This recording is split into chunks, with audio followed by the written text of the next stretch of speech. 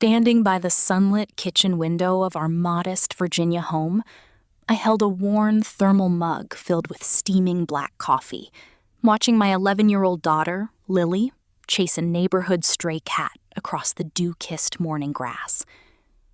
The stainless steel mug bore faded military insignias, a silent witness to a decade of service that had taken me through the most unforgiving corners of the world, from the scorched ruins of Fallujah to the biting mountain winds of Kandahar. Yet, as I watched Lily laugh freely beneath the morning sky, her bare feet splashing through the puddles of a recent rain, all the dark memories of operational stress began to recede into the quiet background of my soul. I had spent 15 years of my life as a United States Army Special Operations Major, navigating threats before they ever materialized, and leading teams through hostile territories where trust was the only currency that truly mattered. When I finally chose to lay down my tactical gear and step away from the front lines, it was not out of exhaustion, but out of a profound, unyielding desire to offer my child the one thing I had long been denied: absolute, unbreakable peace. I wanted her to grow up knowing that home was a sanctuary, rather than a temporary holding station before another deployment. To secure that sanctuary, I had systematically buried my operational history behind layers of classified clearances and administrative walls, choosing to live simply as a senior civilian risk analyst at the Department of Defense. It was a quiet existence, entirely devoid of sirens, encrypted radio chatter, or the heavy weight of command decisions. Every morning followed this deliberate, comforting routine: a quiet communion with my coffee, a vigilant eye on the perimeter, and a heart full of fierce, protective love. I knew that the world outside could be harsh and unpredictable, but within the cozy confines of our little 3-bedroom house, I had built a fortress of love and normalcy. Lily was my entire universe, the living embodiment of every sacrifice I had ever made. And as I watched her tie a yellow ribbon around a sturdy oak branch, I felt an overwhelming wave of gratitude for the tranquil life we were finally sharing together. The fragile, hard-earned tranquility of our neighborhood was abruptly shattered on a crisp Tuesday morning when a heavy convoy of commercial moving trucks rumbled down our quiet suburban street, followed closely by a matte black Mercedes G-Wagon with tinted windows that caught the morning sunlight like an aggressive warning flare. Richard Lewis, a self-made logistics tycoon who measured human worth strictly by bank balances and corporate acquisitions, had purchased the sprawling estate directly adjacent to our modest property. Within 48 hours, the low wooden fence that I had carefully measured and installed with my own hands turned into a stark geopolitical border between two completely irreconcilable worlds. I watched from behind the half-drawn linen curtains of my living room as a small army of contractors unloaded an endless stream of opulent belongings onto the manicured lawn. Italian leather sectionals wrapped in industrial plastic, massive flat-screen televisions, and imported marble-topped dining tables that required 4 men to maneuver through the front door. Richard himself supervised the chaotic operation from the center of the driveway, barking sharp instructions into a gold-cased mobile phone while using his free hand to direct landscapers who were aggressively tearing out the mature rose bushes to plant ornamental palm trees that had no business trying to survive the Virginia winters. He was the quintessential modern oligarch, a man who confused the accumulation of expensive possessions with true character, believing that wealth granted him absolute immunity from common decency or respect for his neighbors.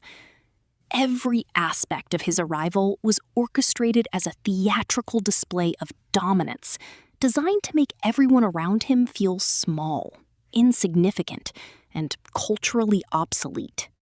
As I took a slow, measured sip of my coffee, my tactical instincts, honed through years of threat assessment and situational awareness, automatically cataloged his movements, recognizing immediately that this arrogant billionaire was not merely a new neighbor, but an unpredictable volatility waiting to disrupt the fragile peace I had fought so desperately to establish for my daughter.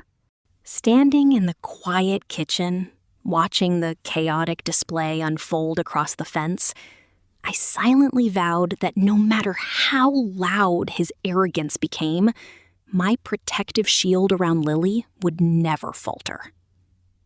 Garrett Lewis, Richard's 24-year-old son, arrived like a human landslide, bringing an entirely new tier of disruption to our shared property line. Standing 6 feet 2 inches tall and packed with 230 pounds of steroid-inflated muscle, Garrett moved with the arrogant swagger of a man who had never been told no, never faced a consequence, and never considered that his massive physical frame was not a valid argument in every human interaction.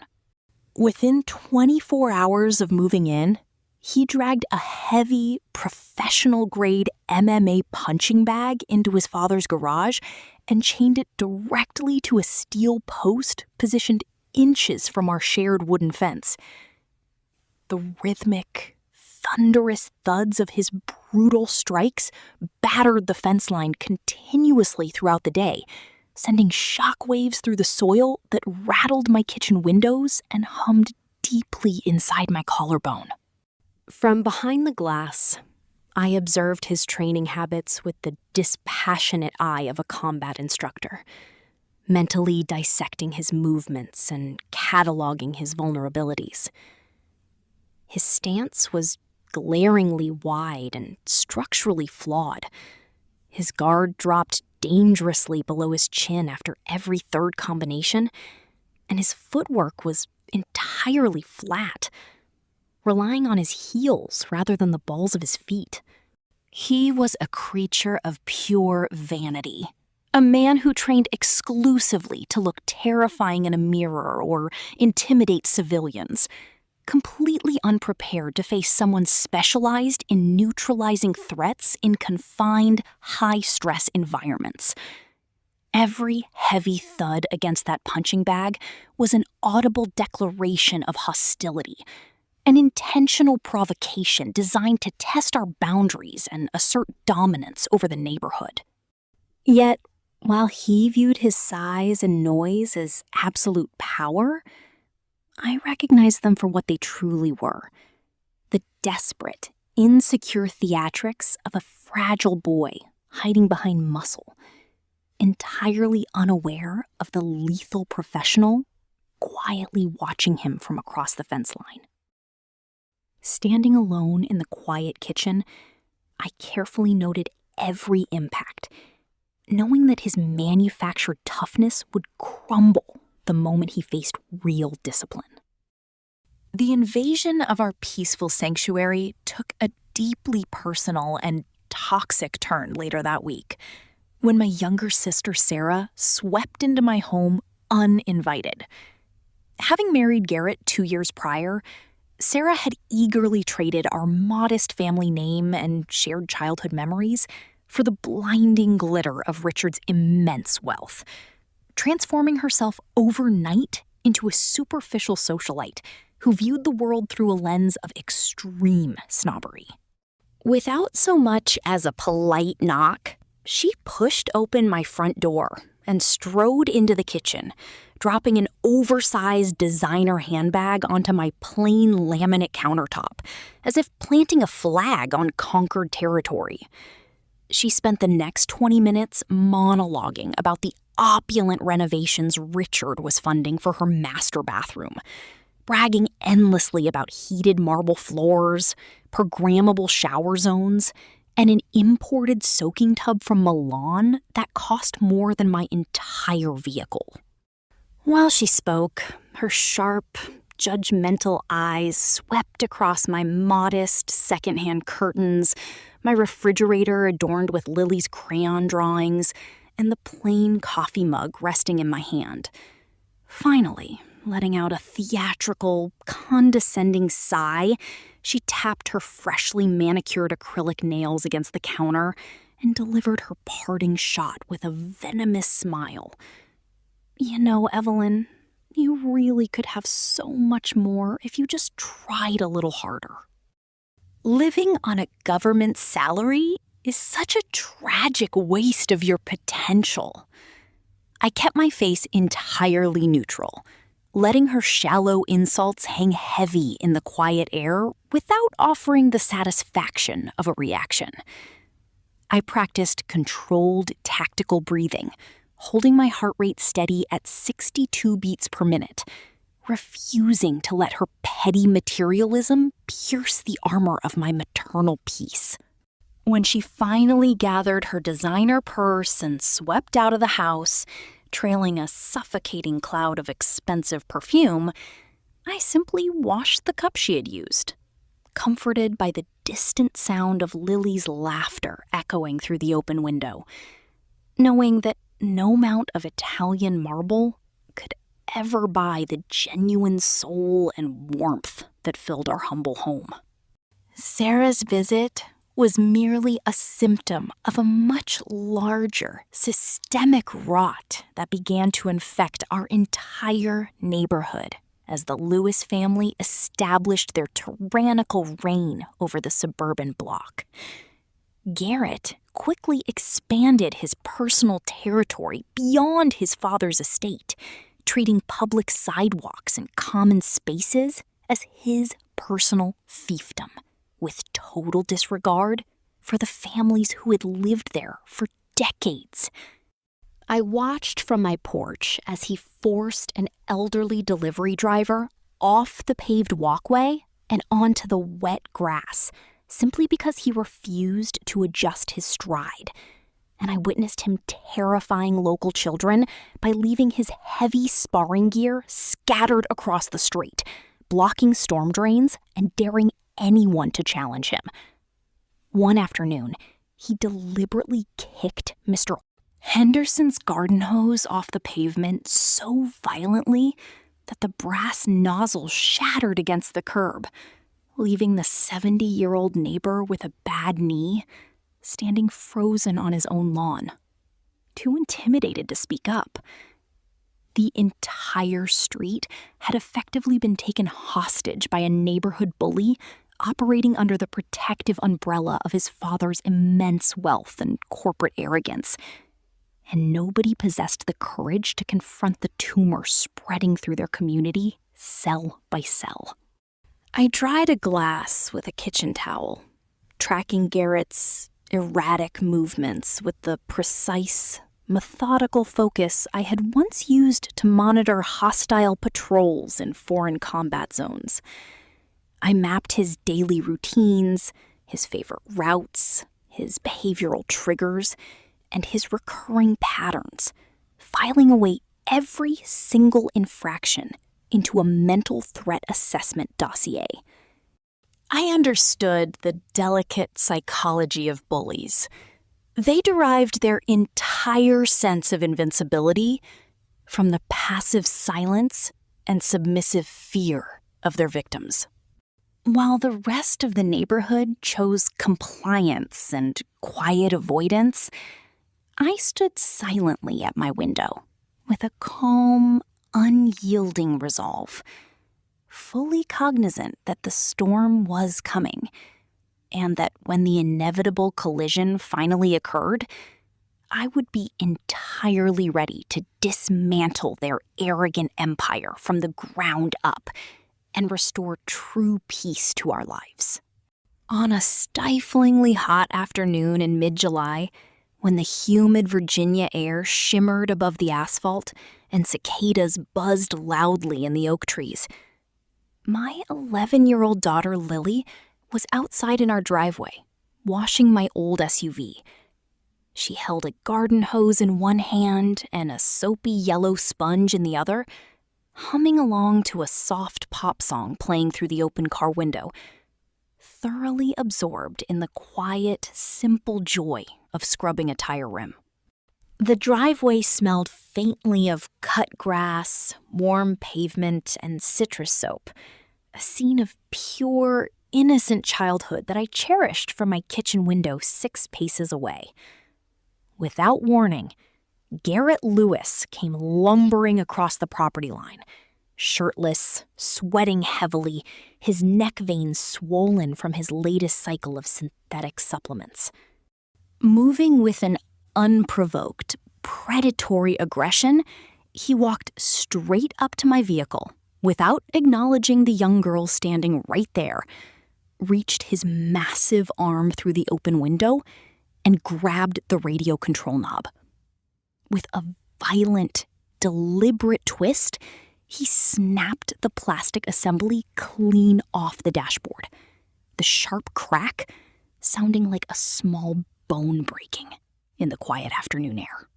He dropped the broken piece onto the wet concrete and sneered directly down at my daughter. "Garbage music. Turn it off next time." Lily shrank backward against the car door, her sponge slipping from her hand and slapping the wet pavement. Her eyes went wide with terror, her chin trembling violently as tears welled up. She was too terrified to scream, too frozen to run, completely unable to comprehend why a grown man 3 times her size would destroy something for no reason and blame her for it. Sitting inside, I heard the sharp snap and saw the color drain from my daughter's face. In less than a second, my internal threat assessment transitioned from green to red, and my pulse locked into a steady, lethal calm. Setting down my dish towel, I stepped out of the back door with a measured, deliberate cadence, my hands hanging loosely at my sides as my weight shifted onto the balls of my feet in a combat-ready posture so subtle it appeared to be a casual stroll. I stopped exactly 4 feet from Garrett, placing myself firmly between him and my daughter, and locked my eyes directly onto the bridge of his nose, the specific anatomical point where peripheral vision collapses under intense focus. "Garrett," I said, my voice completely flat, devoid of emotion, volume, or negotiation. "You just crossed a line. Don't ever touch my property or threaten my daughter again." It was the exact tone I had used to deliver high-stakes tactical briefings in operational command centers, where a single wrong word meant casualties. Garrett snorted through his nose, puffing his chest out to tower over me by 8 inches and 100 pounds, smelling of sour sweat and cheap body spray. He looked down at me with pure contempt, convinced that his physical mass gave him absolute authority over every space he occupied. "What are you gonna do about it, old woman? Sue me?" he sneered, tossing his head back with arrogant laughter. "You're just some washed-up government clerk living on a pathetic military paycheck. Watch yourself." He turned and swaggered back toward his property, chuckling to himself, convinced that his size made him untouchable. I did not pursue him. Standard operational protocol dictated offering a clear doorway for de-escalation before removing all exits entirely. Instead, I turned to Lily, pulled her trembling frame into my arms, and held her tightly against my chest until her sobbing quieted, rubbing gentle circles on her back, while my eyes remained fixed on the fence line. In that quiet moment of maternal protection, Garrett officially placed himself at the top of my active target list. By late August, the heat had reached a boiling point, matched only by the swelling arrogance of our neighbors across the fence. Richard threw a lavish backyard party to celebrate Garrett winning a cheap plastic trophy at a local amateur martial arts tournament, an event where half the competitors were teenagers, and Garrett had advanced largely by forfeit. Despite the modest nature of the win, Richard rented a commercial-grade sound system that shook the foundation of my house, the heavy bass vibrating Lily's glass of water across our kitchen table. On our side of the fence, Lily had 3 middle school classmates over for an afternoon study group. 4 11-year-old girls sitting at the wooden picnic table under the shade of our porch, peacefully working through their summer reading assignments, with textbooks and highlighters. Despite the modest nature of the win, spotting the girls through a gap in the fence, Garrett decided they were his captive audience and dragged his sparring gear to the property line. He began throwing hyper-aggressive shadow combinations, grunting loudly with every strike to ensure the girls heard every exhale and the slap of his gloves. To demonstrate his power, he executed spinning roundhouse kicks that sliced through the air directly above our shared fence, deliberately shattering the top branches of my prized lilac bushes, the very bushes I had planted the year Lily was born, which bloomed purple every spring and filled our yard with sweet memories. The sharp, wet cracks of snapping branches echoed across the lawn as he cast long, intimidating glances at the terrified young girls. Suddenly, my phone buzzed on the counter with a text from Lily. "Mom, he's scaring us." 4 simple words that severed my remaining patience and activated my full operational focus. Standing by the kitchen counter, watching my daughter's hands tremble as she clutched her phone, I felt a cold, unyielding wave of tactical clarity wash over my chest. I placed my cup down softly on the counter, took a deep, controlled breath, and stepped purposefully toward the back door, fully aware that the line had been crossed. I stepped out onto the back porch with the unhurried, immovable cadence of a soldier walking toward a firing position, stopping directly at the property line. "Take your circus somewhere else, Garrett. You're bothering the children," I said, my voice quiet, yet sharp as a razor wrapped in velvet. His fragile, steroid-fueled ego detonated at being corrected in front of 4 young girls. His face flushed purple as he stomped across the boundary line in 3 heavy strides, closing the distance until I could smell the stale protein shake on his breath. "You dare give me orders? I could snap your neck right now," he roared, his right hand shooting forward to yank my collar, lifting my heels slightly off the ground. Muscle memory, forged through years of advanced combatives instruction at Fort Liberty, instantly overrode my civilian restraint. In a fraction of a second, I pivoted my hips counterclockwise to collapse his angle of attack, my left hand locking around his wrist to rotate it outward, while my right thumb drove precisely into the median nerve cluster on the inside of his forearm. Simultaneously, I popped his elbow joint upward past its natural hinge, executing a textbook nerve disruption designed to neutralize a larger force without breaking bones or leaving visible bruises. Garrett dropped instantly to his knees, like an appliance unplugged from the wall, his lungs letting out a strangled, airless wheeze as his arm spasmed involuntarily. Releasing the hold immediately, I leaped back 2 steps, planted my feet wide, and adopted an expression of wide-eyed, clumsy panic. "Oh my goodness, Garrett! Are you okay? Did you trip on a tree root?" I called out loudly, strategically positioning my body to block the line of sight for the girls, making it appear as though he had simply stumbled into the lawn. Humiliated beyond measure, Garrett dragged his limp arm and crawled back across the line. Less than an hour later, heavy, furious fists pounded against my front door, with enough force to rattle the deadbolt in its frame and knock a framed family portrait askew on the hallway wall. Opening the door, I found Richard Lewis filling the threshold, his face the color of raw beef, his jaw grinding so hard I could hear his molars clicking. Beside him stood Garrett, cradling his throbbing arm like a wounded beast, and right behind them stood my sister, Sarah. Arms crossed, chin tilted upward with practiced indifference, having completely chosen her husband's money over her own bloodline.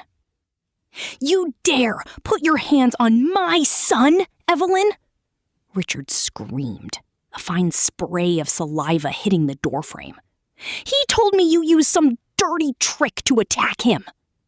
If you ever touch him again, I will sue you into the dirt, take this house, and let Garrett break your face." I held my ground, my posture loose yet rooted, my breathing calm and rhythmic. "Check your security cameras, Richard." Garrett lunged at me and tripped over his own feet, I replied flatly. Richard wasn't interested in truth. He wanted absolute submission. He jabbed a thick, cigar-stained finger inches from my eyes, bellowing threats of financial ruin. Ignoring his ranting, I looked past him and locked my eyes onto Sarah, waiting for a single shred of sisterly loyalty, remembering the years we had shared as children, cutting paper snowflakes on our living room floor. Sarah simply rolled her eyes, letting out a theatrical, condescending sigh. "Stop causing drama, Evelyn. You're just jealous because my husband and I are richer than you, aren't you?" In that frozen heartbeat, the final lingering ember of familial obligation in my chest turned to cold, gray ash. I didn't weep, argue, or plead. I simply looked at the 3 of them, officially reclassifying my own sister as an active hostile target, and closed the heavy door firmly in their faces, locking out their noise as I returned to the kitchen to help Lily with her math homework, my hand completely steady. On Labor Day afternoon, the entire block gathered at the end of the cul-de-sac for our annual end-of-summer neighborhood barbecue, a gentle tradition that had anchored our small community for decades. Mr. Henderson had set up his vintage charcoal grill, sending thin plumes of hickory smoke into the warm Virginia air, while Mr. Clerk arranged long folding tables draped in checkered tablecloths along the lawn. Children ran laughing through an oscillating garden sprinkler, their voices mingling with the soft rustle of oak leaves, while Mrs. Patterson hung paper lanterns between the trees. I stood near the grill, holding a paper plate, chatting quietly with Mr. Henderson about his blooming hydrangeas, while keeping a watchful eye on Lily, who was playing tag with 3 classmates nearby. The peaceful atmosphere shattered abruptly when the Lewis men marched down the street, flanked by 4 hulking training partners from Garrett's local dojo. Walking shoulder to shoulder across the full width of the sidewalk, they moved with an aggressive, predatory posture, forcing 78-year-old Mrs. Patterson to step off the curb and onto the wet grass with her walker just to let them pass. Garrett wore a sleeveless compression shirt, his massive fists already wrapped tightly in athletic tape, while Richard strutted behind him like a boxing promoter leading his prize fighter to the ring, his gold watch glinting in the sunlight. Pushing roughly through the gathered crowd, Garrett shoved a teenage boy out of his path so hard, the child stumbled and dropped his plate into the grass. The music cut off abruptly. Conversation died mid-sentence, and 40 neighbors froze in uncomfortable silence. Garrett stopped 5 feet in front of me, reached behind his waist, and hurled a pair of heavy leather MMA gloves directly at my boots with a dull thud. "Put the gloves on, almighty sister-in-law!" he bellowed, his voice echoing off every front porch on the block. "You think your little trick at the fence made you tough? I'm challenging you right here, right now, in front of everyone." Richard's booming, theatrical laugh cut through the stunned silence. His arms crossed over his chest as he actively egged his son on to humiliate a woman in front of the entire neighborhood. The air grew heavy and suffocating as 40 neighbors stood paralyzed with plates and cups in their hands, too intimidated by Richard's legal threats to intervene. At the edge of the lawn, Lily stood frozen, her face pale, her knuckles white as her small fingers clutched the hem of her shirt.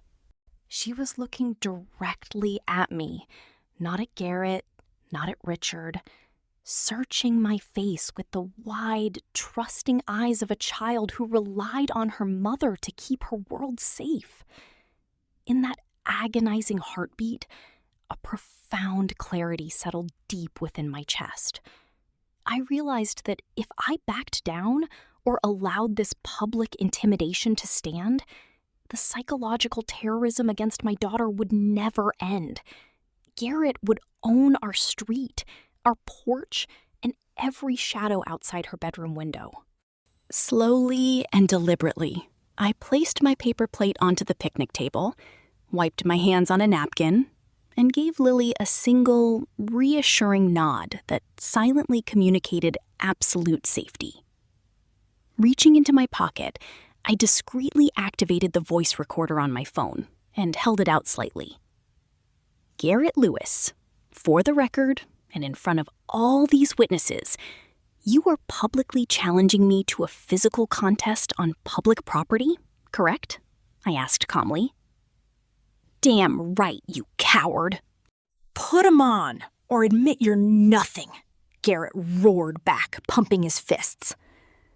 I slid my light jacket off my shoulders, letting it fall to the bench behind me, revealing a plain gray t-shirt and well-worn tactical boots. I stepped out onto the grass with my arms relaxed at my sides, chin level, my voice dropping an octave, as 10 years of deliberate civilian camouflage fell away. "One rule," I said, locking eyes with him without blinking. "When you want to quit, stay flat on the ground." Garrett didn't bother waiting for a signal. He charged forward with an aggressive, textbook 1-2 combination, a left jab meant to measure distance, followed immediately by a devastating overhand right designed to knock me unconscious. To a civilian spectator, 230 pounds of chemically enhanced muscle lunging forward at full speed would have appeared terrifying. But to a seasoned special operations combatant, his movements unfolded in agonizing slow motion. He telegraphed his jab long before his hand moved, His right shoulder dipped noticeably, and his guard dropped dangerously below his chin the moment he loaded his heavy punch.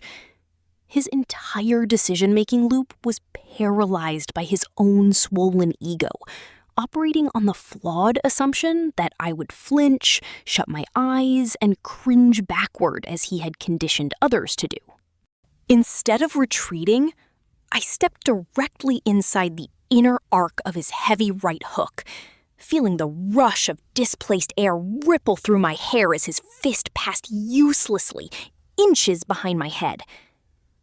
Before his brain could register the miss, I planted both palms flat against his tricep and chest, harnessing his massive forward momentum and redirecting his weight along a new vector, according to basic kinetic laws. Garrett stumbled forward violently, his feet tangling beneath his own massive frame as he barely caught himself on the edge of the asphalt. Roaring in embarrassment, his face dark purple, he spun around and executed a wild, spinning roundhouse kick, the very technique he had practiced on his heavy bag for months. It was a powerful strike, but turning his back meant surrendering his vision for a full second. I stepped deep into his blind spot, moving inside his rotation, hooked the heel of my combat boot firmly behind his supporting ankle, and drove a precise palm strike straight into his back, directly between his shoulder blades. The combination of his rotational inertia, a locked ankle, and downward kinetic force sent Garrett airborne for a suspended fraction of a second before he slammed flat onto the hard-packed earth with a sickening, bone-rattling thud. The violent impact drove every molecule of air from his lungs in an explosive, airless grunt, leaving him gasping on his back with his eyes wide and unblinking. Before his diaphragm could recover from the shock, I closed the distance and dropped onto him with absolute mechanical efficiency. Sinking my hips to pin his torso, I slid my left forearm firmly across the back of his neck, driving his cervical spine downward into the dirt while isolating his right arm in a tight joint lock. He thrashed frantically, his legs kicking dirt into the air and his free hand clawing uselessly at the grass. But my position was immutable, honed by thousands of hours of advanced combatives training. I leaned down until my mouth was inches from his ear, speaking in a freezing, detached whisper that carried no malice, only clinical certainty. Tap the ground, Garrett. Show your father what a real defeat looks like. For 5 agonizing seconds, he struggled against the suffocating pressure, his face shifting from deep crimson to a dark hypoxic purple as his body ran out of oxygen. Realizing he had no escape, his trembling hand lifted 6 inches off the grass and tapped the earth 3 sharp times. I released the pressure instantly, stood up, smoothed my gray shirt, and brushed a stray blade of grass from my knee. The entire exchange had lasted precisely 90 seconds. Silence hung thick over the lawn. Mr. Henderson's burger burned to a crisp on the grill, sending a thin trail of dark smoke into the sky, while Garrett's dojo companions stood frozen at the curb, not a single one daring to step forward. Garrett lay curled on his side in the dirt, clutching his arm, staring hollow-eyed at the sky as his fragile identity crumbled entirely. Richard broke the stunned silence first, his face contorted in hysterical rage as he lunged toward me with fists clenched, screaming incoherent curses. I didn't retreat an inch. I dropped my center of gravity 2 inches, locked my eyes onto his sternum, and declared in a voice that sliced through the quiet air like iron. take one more step, Richard, and I will treat you as a direct threat." Survival instinct overrode his fury, freezing him mid-stride as his jaw worked silently. Shaking violently, he yanked out his phone and frantically dialed emergency services. 7 minutes later, 2 police cruisers pulled onto the block, their red and blue lights flashing against the oak trees. Richard rushed Officer Miller, wailing dramatically that a mentally unstable veteran with severe PTSD had brutally assaulted his innocent son without provocation. Before I could even speak, 72-year-old Mr. Clark stepped forward from the crowd, his voice steady and undeniable. "That is a complete lie, officer.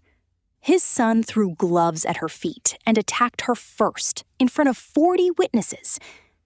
Beside him, 16-year-old Tyler held up his phone, displaying a crystal-clear, high-definition video that recorded Garrett's shouted challenge, the glove toss, and the entire confrontation." Officer Miller reviewed the footage, his expression hardening as he turned back to Richard. "If anyone is leaving in handcuffs today, sir, it's your son for disorderly conduct and assault," Officer Miller stated firmly. "Take him home now, or I will arrest both of you." Pale and utterly humiliated, Richard hauled his groaning son off the grass and dragged him away, turning at the edge of the lawn to hiss, "This isn't over, Evelyn. I'll find out where you work and destroy your career." I stood calmly beside my daughter, watching them retreat, knowing that his arrogant threat was simply the final prelude to his own undoing. Determined to execute his threat of professional retaliation, Richard Lewis immediately hired a private investigator from Richmond, a former police detective who promised swift, ruthless results for a substantial fee. The investigator ran my name through every accessible civilian public record, commercial background database, and social media platform in the Commonwealth of Virginia, searching desperately for any vulnerability, personal scandal, or financial instability he could sell to his wealthy client. However, his investigation struck an impenetrable concrete wall the moment he queried federal employment records. My official file within the Department of Defense listed me simply as a GS-15 Senior Civilian Risk Analyst assigned to supply chain risk evaluation. But all detailed operational history, former unit designations, and combat deployment logs were locked behind classified security clearances that required high-level federal authorization to access.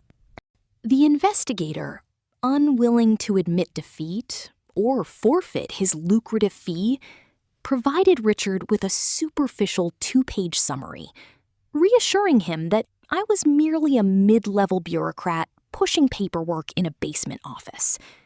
Fueled by this false confidence, Richard believed he possessed an unbeatable trump card that would easily crush my career. His logistics enterprise, Lewis Global Transport, was currently in the final stages of bidding on a lucrative $40 million federal procurement contract for military freight and armored vehicle transport, a decade-long deal that would triple his annual revenue and cement his family's status. Richard mistakenly believed that a bid of that magnitude bought instant political leverage, absolute authority, and unyielding influence within military command circles. Calling upon political contacts, country club acquaintances, and a state senator whose campaign he had generously financed, Richard managed to secure a direct telephone conference with Lieutenant General William Brooks, the Director of Federal Procurement at the Department of Defense.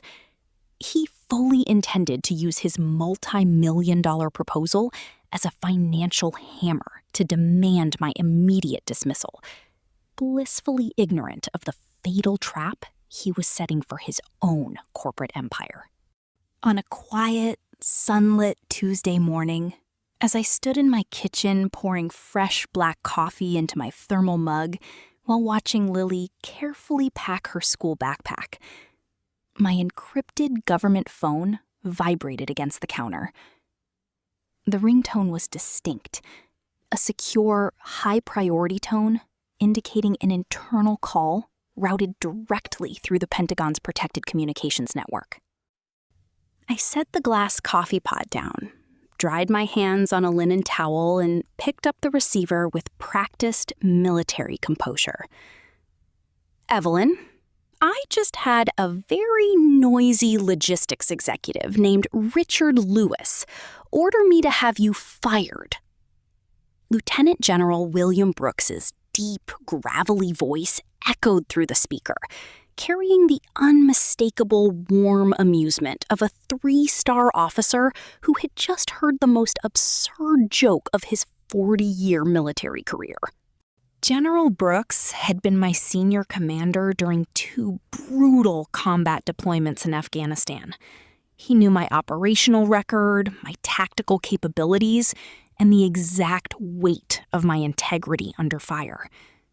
He let out a low, raspy chuckle before his tone shifted into the cold, surgical precision of a flag officer delivering an absolute verdict. I let him vent his bloated arrogance for 5 full minutes, General Brooks continued calmly.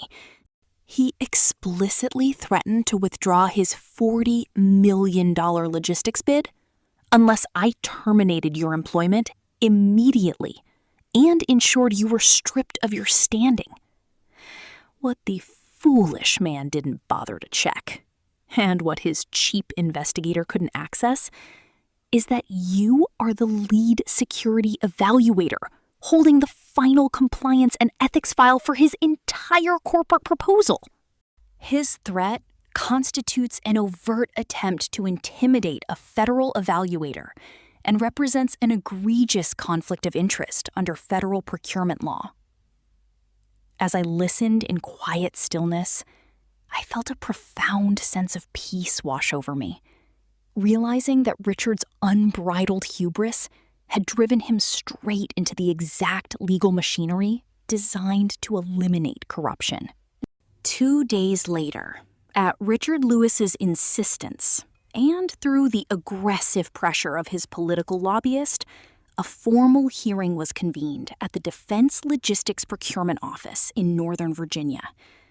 Richard arrived flanked by 3 high-priced corporate attorneys, walking into the executive conference room with the arrogant swagger of a man who believed his checkbook owned the entire world and everyone inside it. Dressed in a bespoke Italian suit with a gold luxury watch gleaming at his wrist, he sat at the mahogany table, tossed a thick leather briefcase onto the polished wood, and haughtily declared that Lewis Global Transport would immediately pull its $40 million bid and file federal lawsuits unless the unstable, violent female employee who had assaulted his son was publicly terminated and prosecuted. His attorneys sat quietly behind him, smirking with condescending confidence. The heavy oak doors at the front of the room swung open, and the atmosphere transformed instantly into absolute stillness. Lieutenant General William Brooks walked in, immaculate in his dress uniform, accompanied by 3 senior compliance officers. Walking directly beside him was I, wearing my starched Army service uniform adorned with the gold oak leaves of a major, my combat infantry ribbons, the silver star, and the purple heart pinned proudly across my chest. Richard's face drained of color in real time.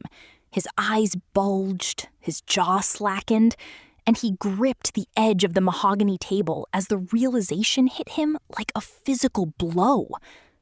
The quiet woman he had spent months patronizing, threatening, and mocking as a helpless government clerk stood before him as a decorated special operations officer and a high-ranking federal security evaluator.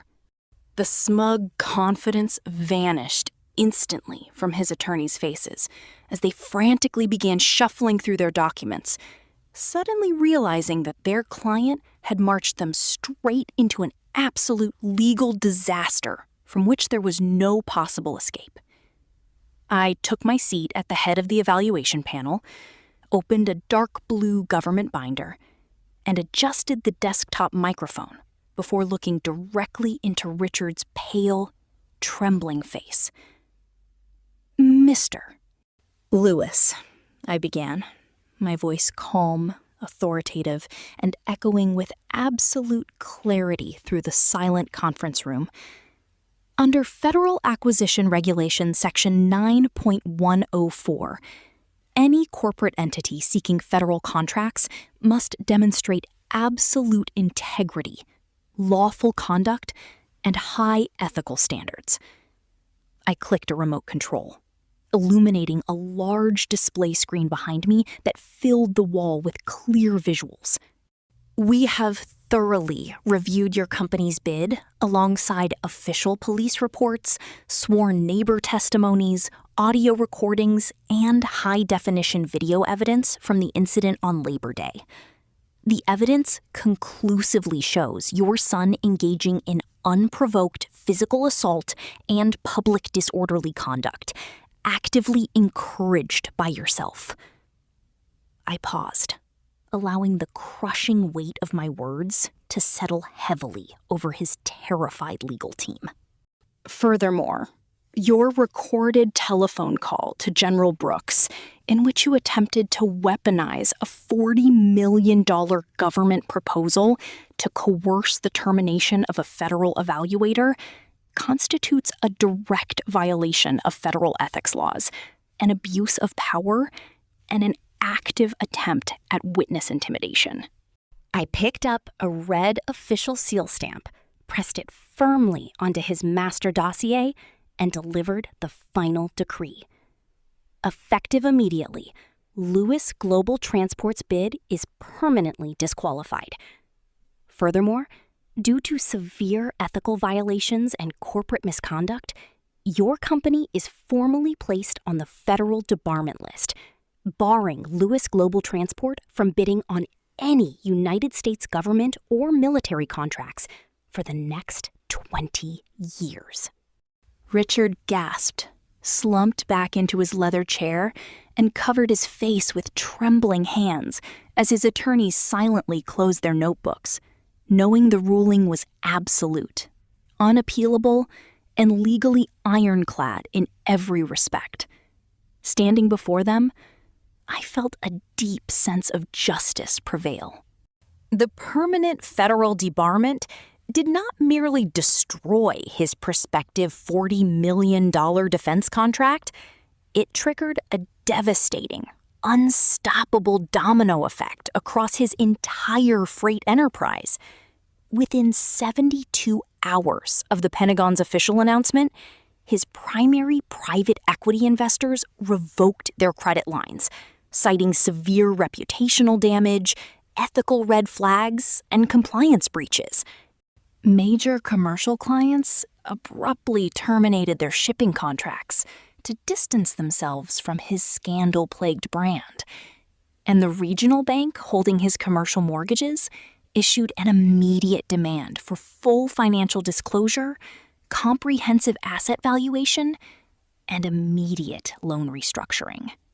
Simultaneously, the video of Garrett tapping out in 90 seconds on a suburban lawn circulated across local media and national sports forums, culminating in his martial arts dojo publicly stripping him of his black belt and banning him for life due to dishonorable conduct.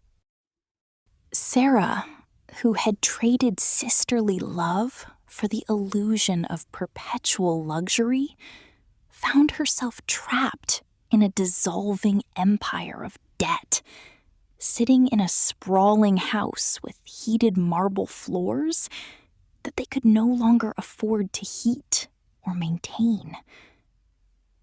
From my kitchen window, as the golden autumn leaves drifted softly onto the wooden fence I had built with my own hands, I watched the quiet, undeniable restoration of order.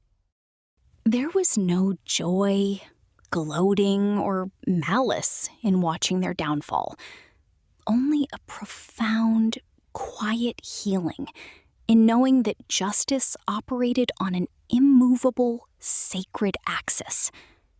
True strength had never required shouting, wealth, or physical intimidation.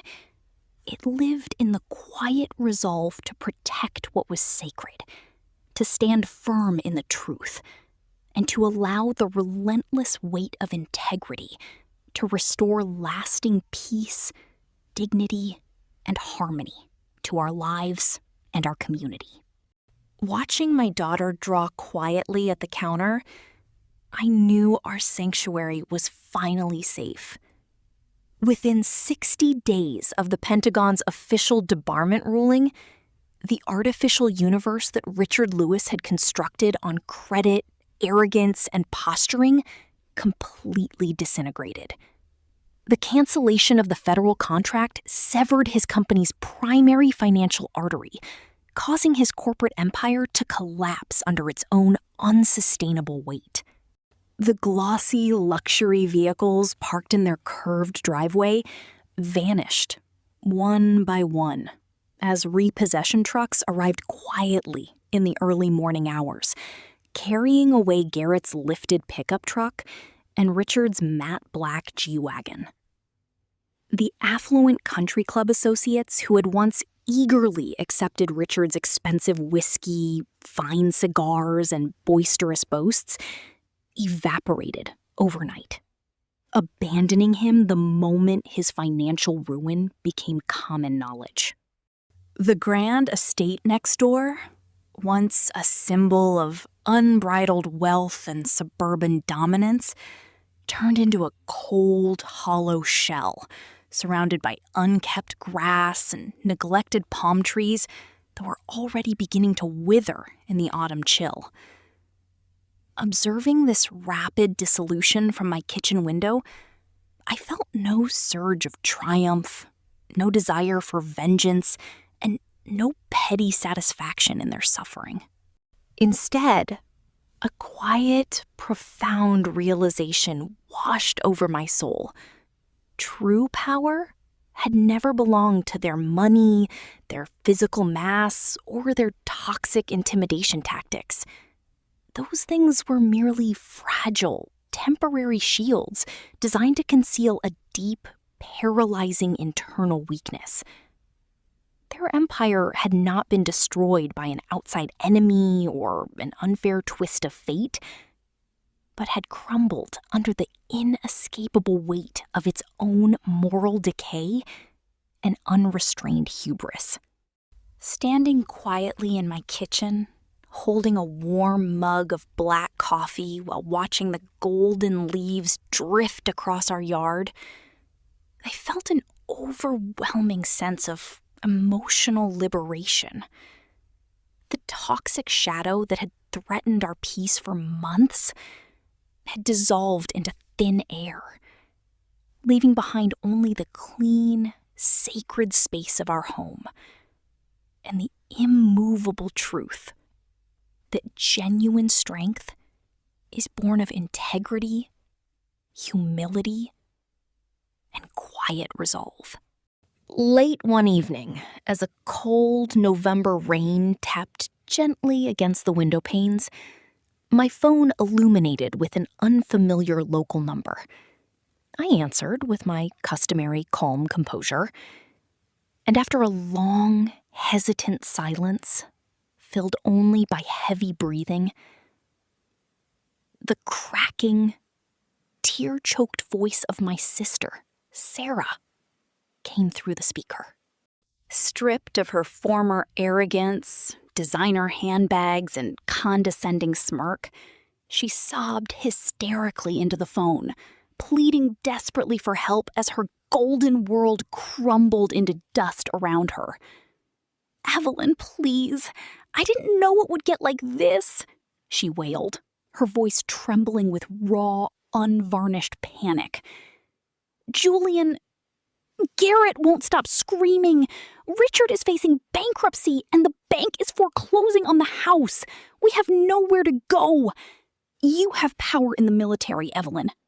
Please, use your contacts to fix this for us. You're my sister." I listened in absolute, unbroken silence for 30 full seconds, my posture straight, my heart rate steady, and my mind entirely unclouded by the familiar guilt she attempted to summon. Her desperate tears were not born of genuine remorse, moral awakening, or sisterly affection, but were simply the painful product of an empty bank account and the sudden loss of luxury. She was not sorry for the months she had spent mocking my sacrifice, insulting my daughter, or co-signing her husband's cruelty. She was merely terrified of the cold, unglamorous reality that now awaited her. "Sarah," I said softly, my voice carrying a quiet, immovable certainty that allowed no room for negotiation. "You chose money and cruelty over blood. And now you must learn to live with the consequences of that choice. Setting a boundary is not hatred. It is the boundary of my self-respect. I will pray for your healing, but I will never allow your toxicity near my daughter again." With those words, I ended the call, severed the final digital link, and laid the phone down, completely free. The silence that settled over our small home following that phone call felt remarkably light, clean, and deeply restorative.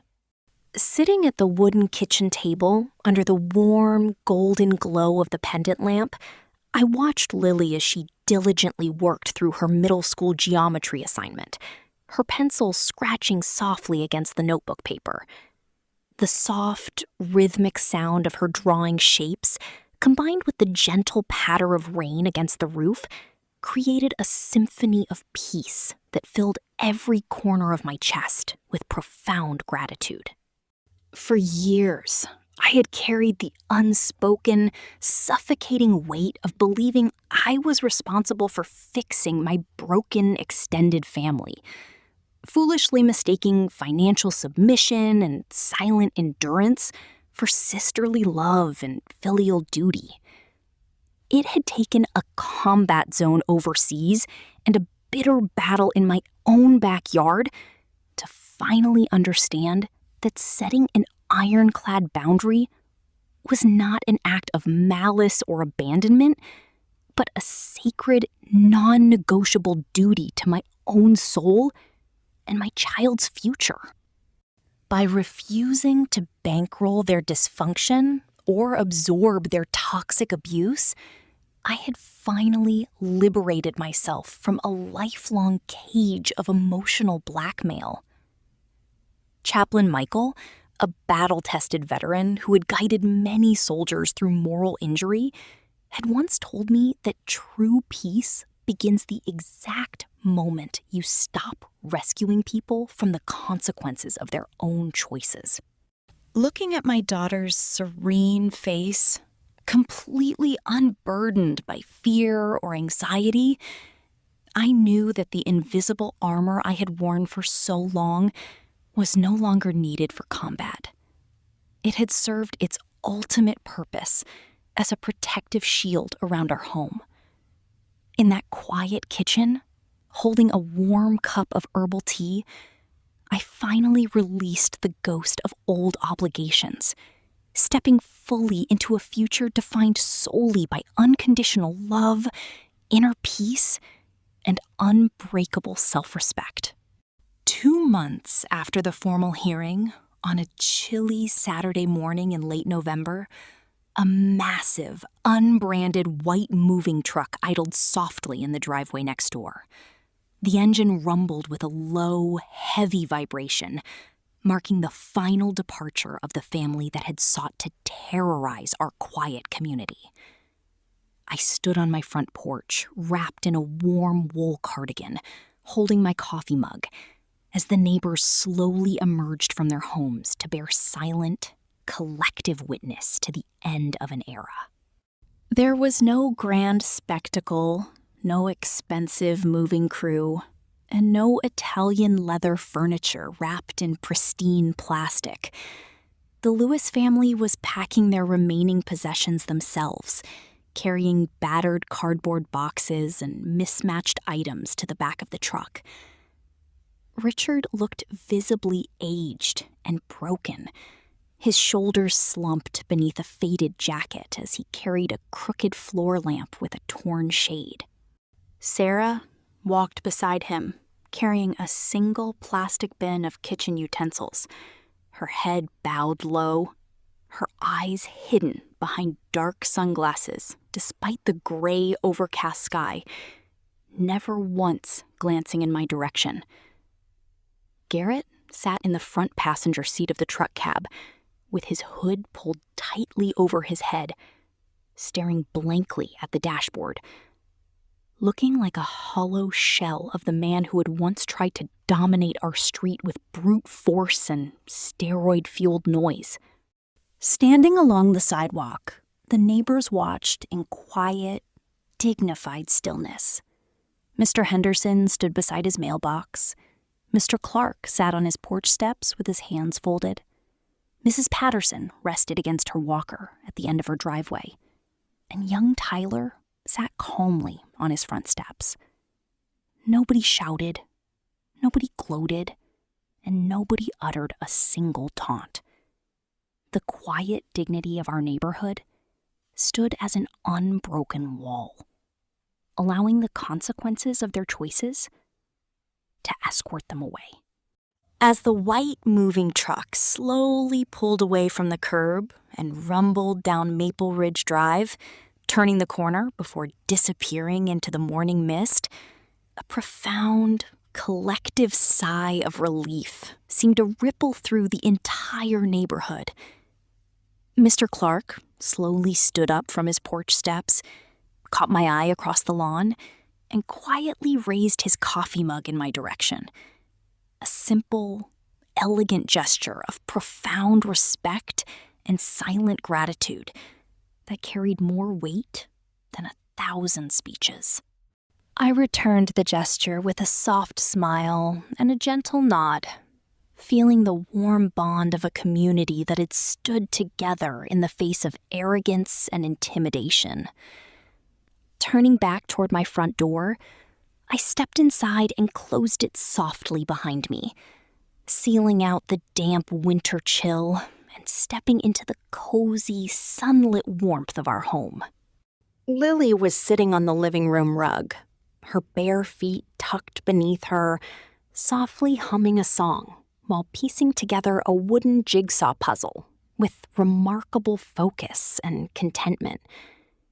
The air inside smelled of cinnamon, fresh pine, and warm coffee, the sacred scent of a true sanctuary restored to perfect order. I walked over, sat on the floor beside her, and handed her a wooden puzzle piece she had been searching for, watching her face light up with a radiant, joy-filled smile.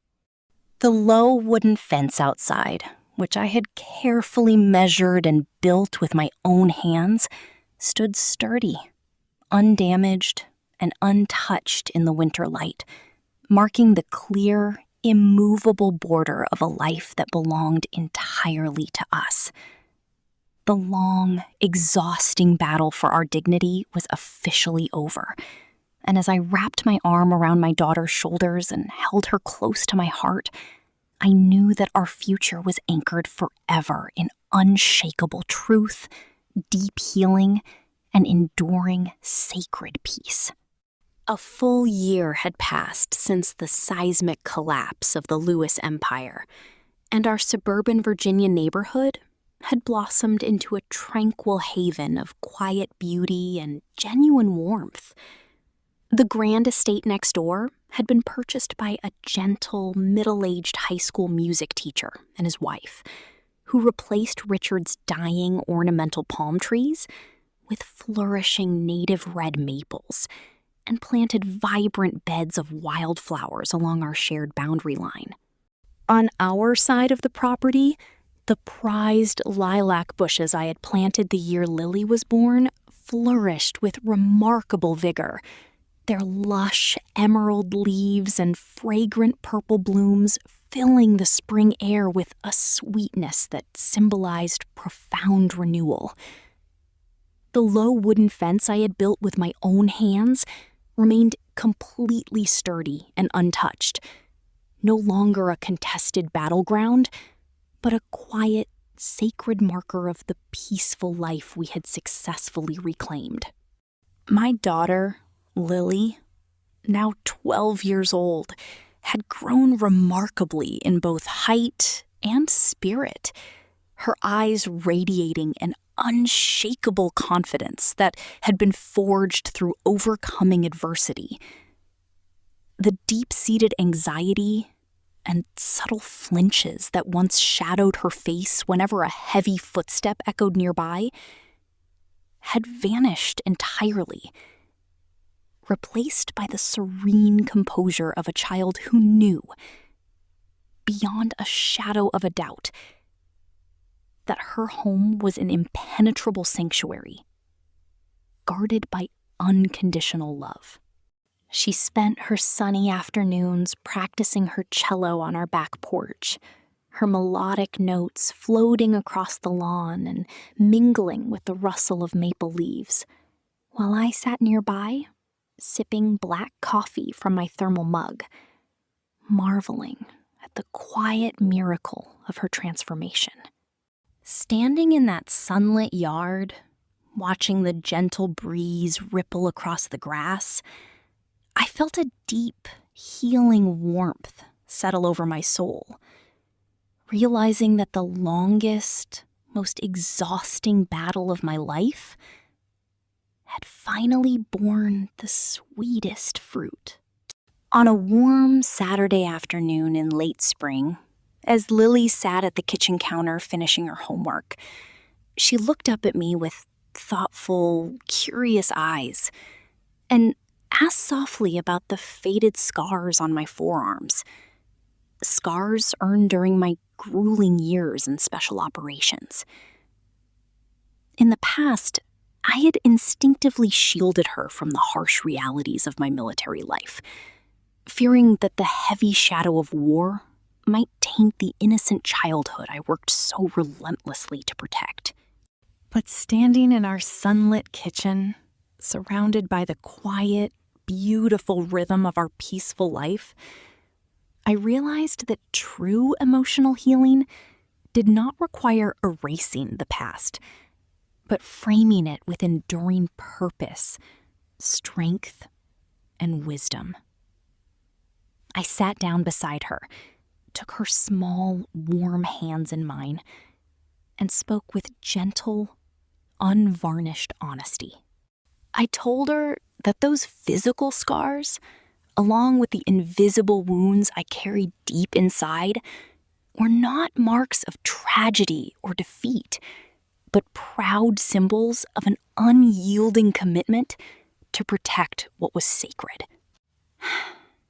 I explained that true strength had never been about flexing muscle, shouting loudly, or dominating others, as Garrett and Richard had attempted to do.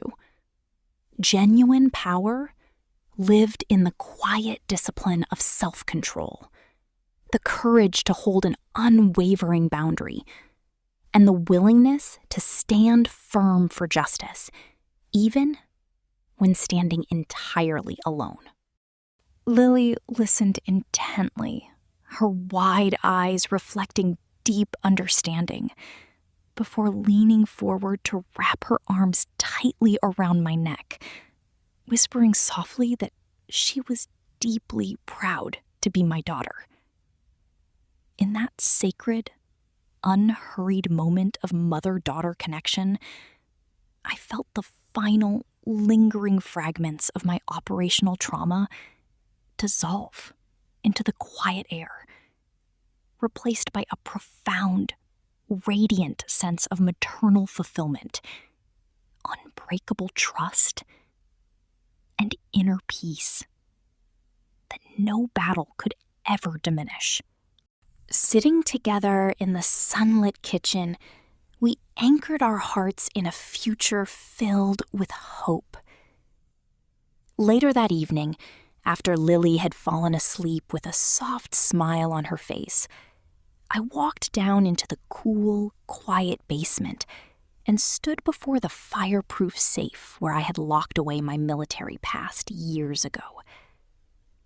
I slowly turned the combination dial, heard the heavy iron bolt click open, and pulled down the heavy metal door with practiced composure.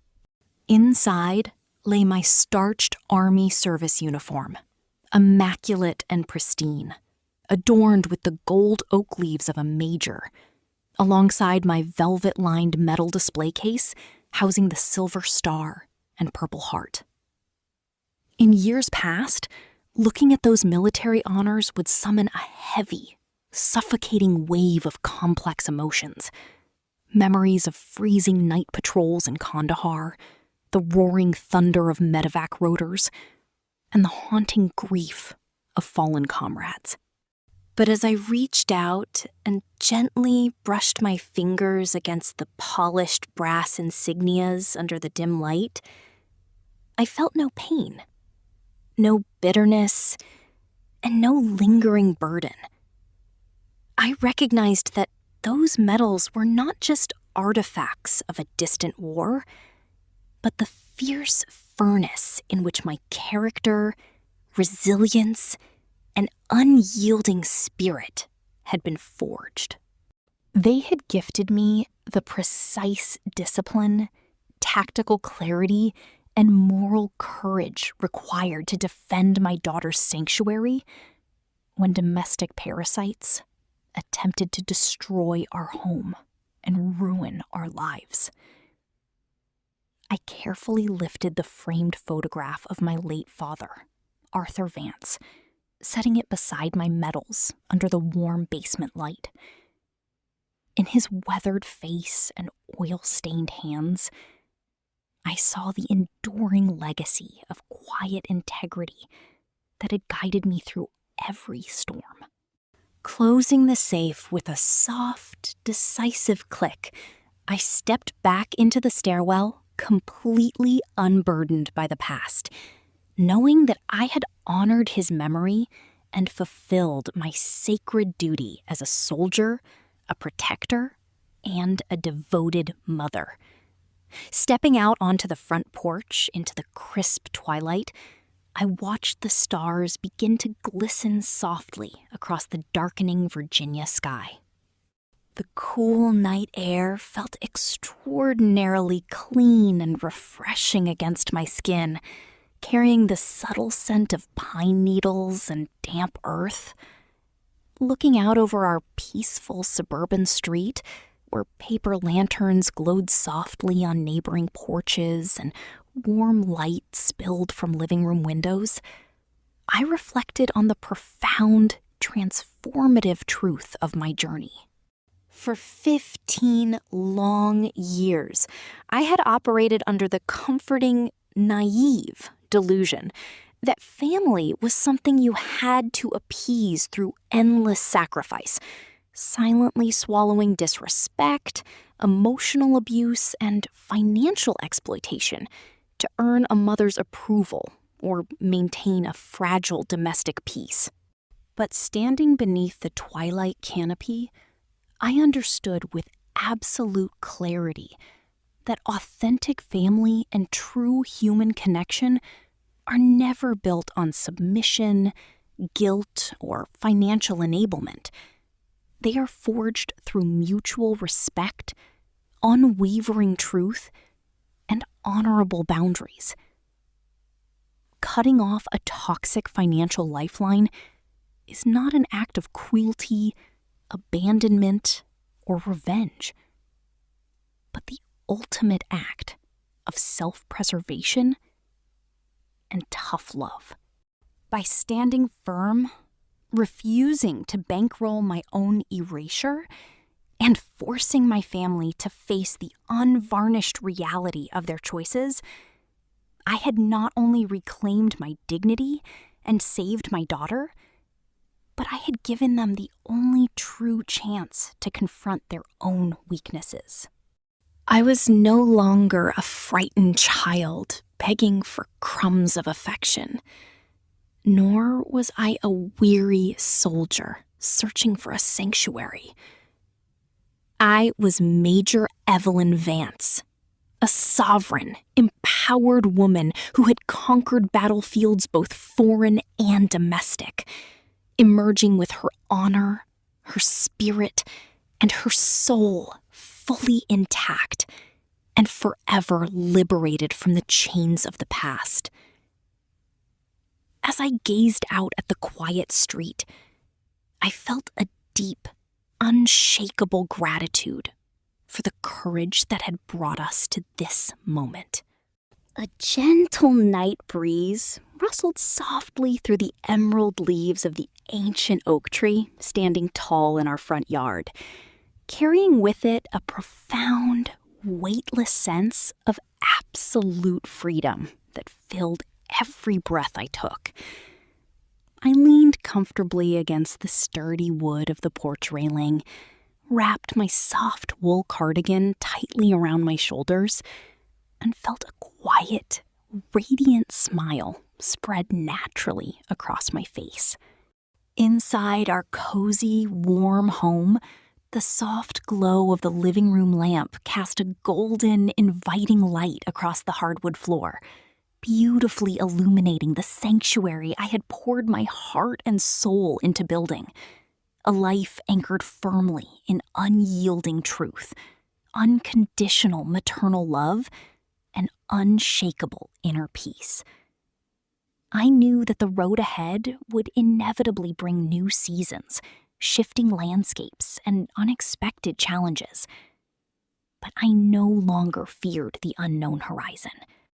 I possessed the ultimate armor, forged through fire and trial, an ironclad sense of self-worth, an unbreakable bond of trust with my daughter, and the quiet, immovable certainty that true peace is a fortress built from within. To anyone currently standing in the cold, suffocating shadow of toxic family expectations, struggling to find the courage to protect their own soul, my journey stands as an enduring, hopeful testament. Hold your line with absolute conviction. Guard your peace as your most sacred asset, and never surrender your self-respect for the fleeting illusion of approval. True liberation begins the precise moment you stop funding your own emotional erasure and step boldly, unapologetically into the light of your own truth. I took one last deep, grateful breath of the cool, sweet night air, turned the smooth brass doorknob, and stepped back inside my home, closing the door firmly behind me. The long, exhausting war was finally over, and the victory belonged forever to truth, dignity, and love.